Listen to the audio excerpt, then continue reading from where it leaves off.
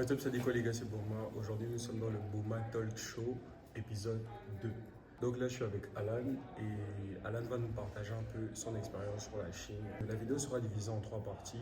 Première partie, la vie en Chine. Deuxième partie, les opportunités en Chine. Et troisième partie, les relations. Donc, Alan, première question. Combien tu dépenses par mois en Chine? Entre 2000, 3000, 4000. Donc en francs CFA, c'est un peu comme 200 à 300 000 francs CFA. Ouais. Donc, un truc que tu aimais en Chine au début, mais qu'actuellement tu n'aimes plus. Et chinoise. La partie relation arrive. En tout cas, on avance. Le moment où tu t'es dit, ok, là je suis vraiment en Chine. En hiver, man. En hiver, quand la neige a commencé. Allez. Quand la neige a commencé. C'est là où tu t'es dit que là, c'est pas le Cameroun, man. Ok. Est-ce que tu as déjà regretté d'être venu ici? Non, jamais. Ok. Est-ce que tu as déjà eu un problème avec la police ou les règles? Non, moi je suis un gars. Ouais. Je suis un gars trop. Ah, c'est mon gars. Tu fais plus confiance aux Africains ou aux Chinois? Oh, man, aux Chinois. Pourquoi tu peux pas Pourquoi tu peux pas confiance aux Tu as Africains? déjà essayé de passer par les transités africains. Oh. Tu t'es dit 12 jours, c'est comme 12 mois. Oh. Merci.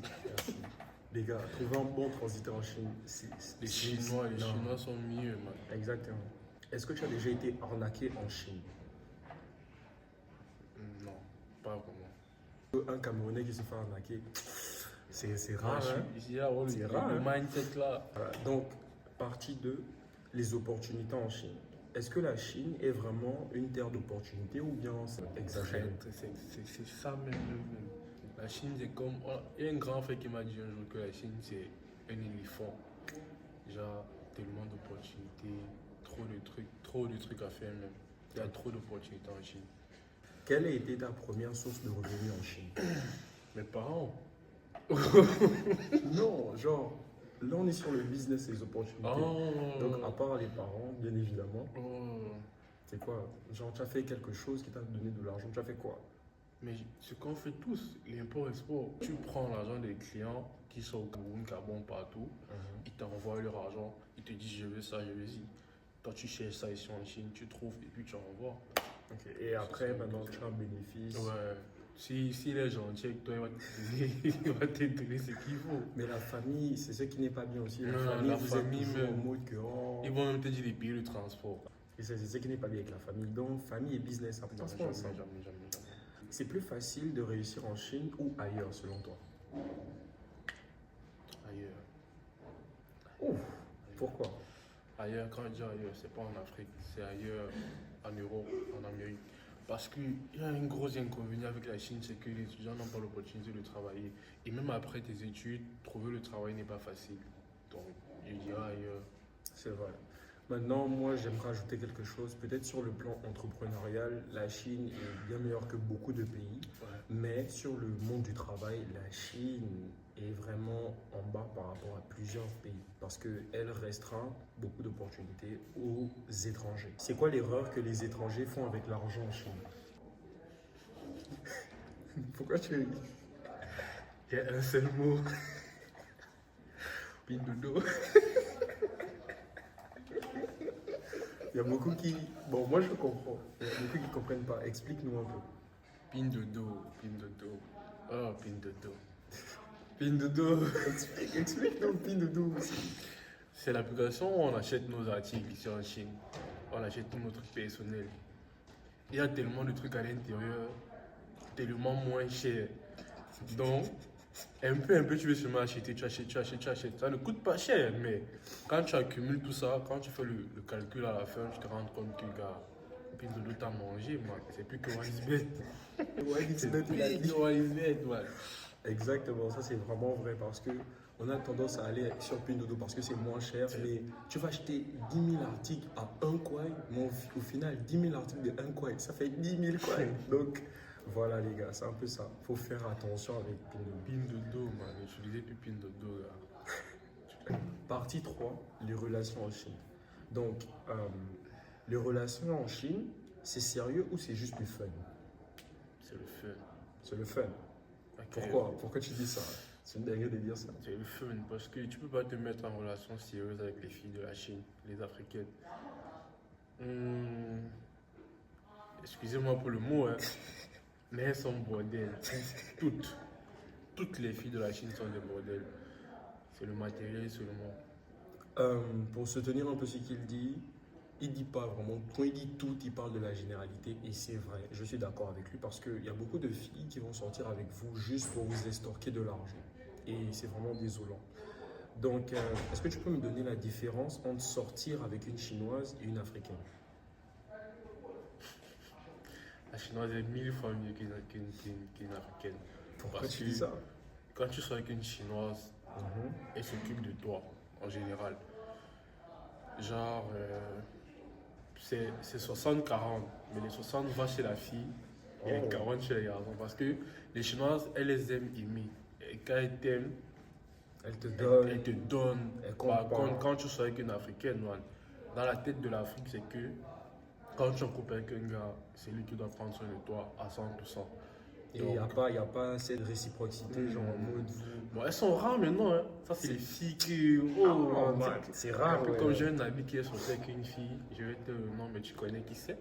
Lui, la fille, le mettait bien. Elle le mettait bien. On connaît des petits collègues. Oh, ouais. C'est rare. Ouais. Est-ce que tu as déjà eu une relation sérieuse ici? Jamais.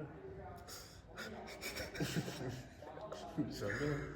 La vérité, fidélité en Chine, c'est un mythe ou une réalité? C'est un mythe, man. Il n'y a pas de fidélité en Chine. Maintenant, moi, quand je parle de ça, je parle plus sur le plan des Chinois, genre en Chine, des Chinois. Est-ce qu'ils sont fidèles ou bien c'est juste un mythe? Même les Chinois sont des bandits, les gars. Quand ils trouvent qu'ils ont un intérêt derrière toi, ils vont rester avec toi. Tant que tu ne les sers plus à rien, tu ne sers plus à rien. Ils font pas l'amitié. L'amitié n'est pas vraie. C'est faux, c'est fake. C'est l'amitié avec intérêt. C'est avec intérêt, donc. Ok. Pour toi, c'est quoi le pire date que tu as eu ici? Et si tu peux nous raconter. Je vais vous raconter. Je vais vous raconter quoi? Mais tu as eu un pire date ici? Non, man. C'est question qui est pire date. Attends. J'ai pas eu de pire date, man. Tout ça s'est quand même bien passé. Non, j'ai un pire date. Ça c'est donc ton pire date que je vais raconter. Bref,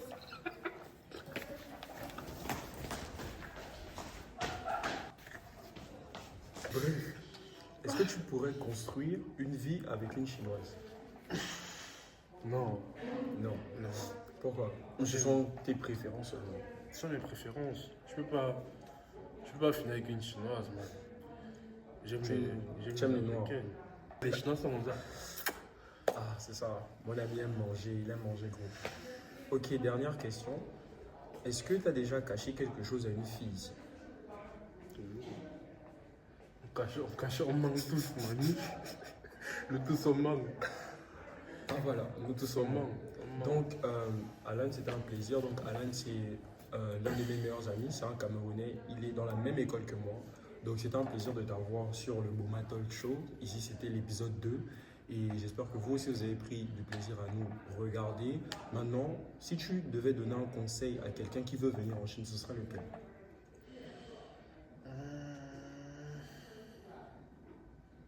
N'aie pas peur. Attends, c'est pas grave. Si tu veux venir en Chine, la Chine c'est un très beau pays, un très grand pays. Tu auras beaucoup les opportunités. Tout ce que tu voudras faire, tu pourras faire. Si tu sais bien comment gérer les trucs, tu pourras le faire. Et aussi, quand tu vas arriver à l'aéroport, ne prends pas les taxis qui sont à l'aéroport. S'il te plaît. Ne fais jamais ça. Ça, après, moi j'ai envie de dire, faut faire ça parce que c'est le baptême. C'est comme le baptême. Nous tous, on a dépensé 25 000, 30 000 avec les taxis de l'aéroport. Donc je ne sais pas pourquoi vous devez éviter ça. En tout cas, c'était un plaisir de t'avoir sur mon émission. Plaisir partagé, man. Et passez une agréable soirée. Des bisous. Abonnez-vous, likez. On se revoit la prochaine fois. C'était Bouma. Yeah. See you les gars.